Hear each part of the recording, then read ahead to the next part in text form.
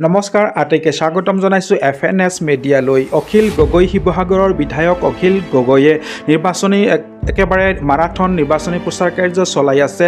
উজনি অসমৰ পৰা মধ্য অসমৰ পৰা এতিয়া নামনি অসম ধুবুৰী লোকসভা সমষ্টি বৰপেটা গুৱাহাটী আজি দেখিবলৈ পোৱা গৈছে যে গুৱাহাটী লোকসভা সমষ্টিৰ প্ৰাৰ্থী বিৰোধী ঐক্য মঞ্চৰ প্ৰাৰ্থী মীৰা বৰঠাকুৰ বাইদেউৰ হৈ নিৰ্বাচনী প্ৰচাৰ কাৰ্য চলাই আছে। আৰু তাৰ মাজতে সংবাদ মাধ্যমৰ আগত বহু কথা ক'লে, বিস্ফোৰক কিছুমান মন্তব্য কৰিলে যে হিমন্ত চৰকাৰ মাফিয়া চৰকাৰ, এই মাফিয়া চৰকাৰৰ পতন ঘটাবলৈ এতিয়া ৰাইজেই একত্ৰিত হৈ পৰাভূত কৰিবলৈ উঠিবই লাগিছে বিজেপিক।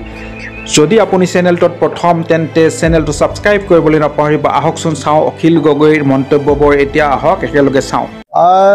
আমি আজিৰ পৰা মীৰা বৰঠাকুৰ বাইদেউৰ কাৰণে আজিৰ পৰা আমি নিৰ্বাচনী কেম্পেইন আমাৰ অভিযান আৰম্ভ কৰিছোঁ। আৰু মই নিশ্চিত হৈ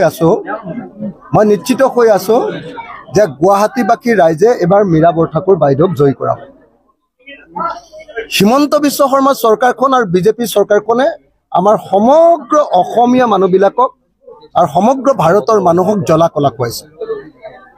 বস্তুৰ মূল্য বৃদ্ধিৰে জ্বলা কলা খুৱাইছে, আইনৰ শাসনৰ পৰিৱৰ্তে গুণ্ডাগিৰিৰ শাসনেৰে জ্বলা কলা খুৱাইছে। পাহাৰৰ মানুহবিলাকক আকৌ জ্বলা কলা খুৱাইছে মাটিৰ প্ৰিমিয়াম, যি মাটি বিজেপি চৰকাৰে কৈছে যে আমি সকলোকে পাহাৰৰ মানুহক মাটিৰ পট্টা দিম। 2016ত কৈছিলে মাটিৰ পট্টা সকলোকে দিম। সেই বিজেপিয়ে এতিয়া পাহাৰৰ মানুহক বা চৰকাৰী ভূমিৰ মানুহক মাটিৰ পট্টা দিবৰ কাৰণে মিনিমাম প্ৰিমিয়াম কৰি দিছে 62,50,000 টকা। মিনিমাম প্ৰিমিয়াম কৰি দিছে 62,50,000 টকা। 62,50,000 টকা কৰি এজন খিলঞ্জীয়া অসমীয়া মানুহে পাহাৰত বসবাস কৰা মানুহে মাটি লোৱাটো সম্ভৱপৰ হয় জানো? এইটো অসম্ভৱ। অৰ্থাৎ বিজেপিয়ে হিমন্ত বিশ্ব শৰ্মাই অসমৰ খিলঞ্জীয়া মানুহে যাতে মাটি ল'ব নোৱাৰে, 62,50,000 টকা দিব পাৰিলেতো ফ্লেট এটাই কিনিব ল'ব, ইয়াত পাহাৰত কিয় থাকিবলৈ আহিব? কিন্তু হিমন্ত বিশ্ব শৰ্মাই অসমৰ খিলঞ্জীয়া মানুহে যাতে মাটি ল'ব নোৱাৰে তাৰ কাৰণে অসমৰ মানুহক বঞ্চিত কৰিবৰ কাৰণে, ভূমি অধিকাৰ যাতে অসমৰ মানুহে পাব নোৱাৰে তাৰ কাৰণে এই কাম কৰিছে। সেইকাৰণে আমি এবাৰ প্ৰতিশ্ৰুতি দিছোঁ ৰাইজক যে ইতিমধ্যে আমাৰ যি লোকসভাৰ নিৰ্বাচন উজনি অসমত ইতিমধ্যে আমি বিজেপিক চাফা কৰি থৈ আহিছোঁ। যোৰহাটত আমি ইতিমধ্যে গৌৰৱ গগৈক জিকাইছোঁ, ডিব্ৰুগড়ত লুৰিণজ্যোতি গগৈক জিকাইছোঁ, নগাঁৱত প্ৰদ্যুৎ বৰদলৈক জিকাইছোঁ। উজনি অসমত বিজেপিক চাফা কৰি থৈ আহিছোঁ। আৰু 2026 চনত আমি অসমত বিজেপি চৰকাৰক চাফা কৰি ব্ৰহ্মপুত্ৰত উটুৱাই দিম। এখন নতুন চৰকাৰ কৰিম যি জনগণৰ পক্ষত থাকিব, যি গুণ্ডাগিৰি নকৰে। হিমন্ত বিশ্ব শৰ্মাৰ বিজেপি চৰকাৰখনৰ গুণ্ডাগিৰিয়ে অসমৰ মানুহক কামুৱাইছে। বস্তুৰ মূল্য বৃদ্ধিয়ে অসমৰ মানুহক আৰু কোনো পধ্যে জীয়াই থাকিবলৈ নিদিয়ে। 410 টকাৰ গেছ চিলিণ্ডাৰটো গৈ 1152 টকা হৈ গ'ল। 3 টকাৰ নিমখ গৈ 30 টকা হৈ গ'ল।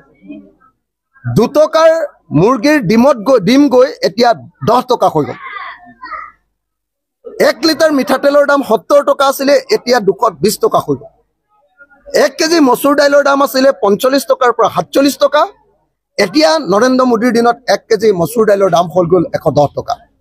মূল্য বৃদ্ধিয়ে অসমৰ মানুহবিলাকক কুঙা কৰি পেলাইছে। মানুহৰ উপাৰ্জন বৃদ্ধি পোৱা নাই, মানুহৰ অৰ্থনৈতিক অৱস্থা একদম সাংঘাতিকভাৱে বেয়া। ঔষধৰ মূল্য বৃদ্ধিয়ে অসমীয়া মানুহক জুৰুলা কৰি পেলাইছে। গতিকে এই মুহূৰ্তত অসমৰ মানুহে সকলোৱে সিদ্ধান্ত লৈছে যে এইবাৰ আমি বিজেপিক পৰাভূত কৰিম।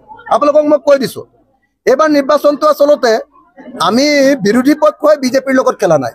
এইবাৰ নিৰ্বাচনটো অসমৰ ৰাইজে বিজেপিৰ লগত খেলিছে। পাৱাৰ অফ কমন পিপুল, সাধাৰণ মানুহৰ ক্ষমতা এইবাৰ প্ৰতিষ্ঠা কৰিব। আৰু আপোনালোকে অদ্ভুত ৰিজাল্ট এটা দেখিবলৈ পাব।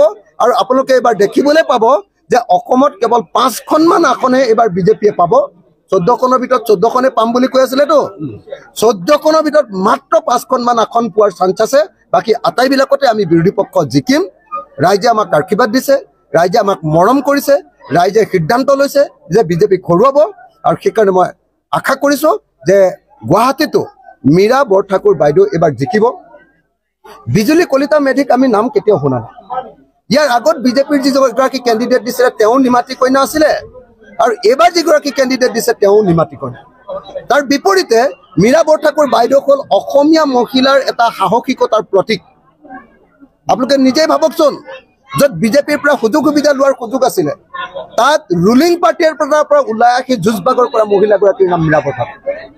আজি মীৰা বৰঠাকুৰ হ'লে আমি সকলোৱে জানো যে মীৰা বৰঠাকুৰ হ'লে সংসদত দপদপাই থাকিব পাৰি, কিন্তু বিজুলী কলিতা মেধিৰ নামটোতো মই আজিলৈকে গুৱাহাটীতে ইমান বছৰ থাকিলোঁ মইতো কেতিয়াও শুনা নাই।